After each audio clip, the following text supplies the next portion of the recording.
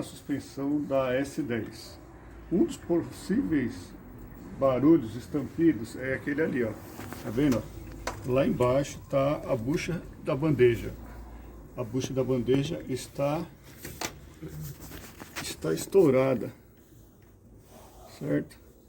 O trabalho vai dar um trabalho terrível, porque é o seguinte, tem que soltar o amortecedor, a gente solta o pivô inferior, aqui no caso a bandeja inferior. Vou ter que soltar o protetor, a barra estabilizadora e depois ter que ir na barra de torção, tirar toda a tensão dela para tentar arrancar essa bandeja e retirar. E enfim trocar os pivôs. Vamos ver o resultado depois no final. Olha ali como a bucha está estourada. A bucha está toda arrebentada. Essa é da bandeja inferior. Dá um trabalhinho para trocar, mas vamos lá.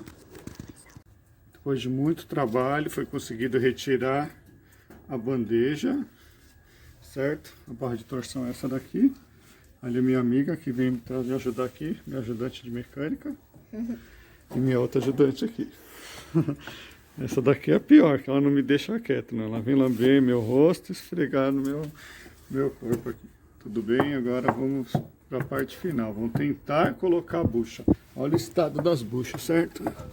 Buchas totalmente estouradas, totalmente. Ó, as buchas foram colocadas, o carro ficou ok. Trabalho que dá é montar tudo de novo. Olha o estado que elas estavam. Essa não tinha mais nem a borracha. Essa aqui até vai, estava inteira ainda. Dava para usar durante uns dias, mas ia dar trabalho. Agora essa daqui estava oca já, não tinha mais nada.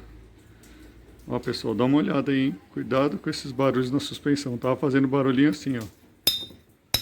Quando passava na lombada. Já estava ferro com ferro.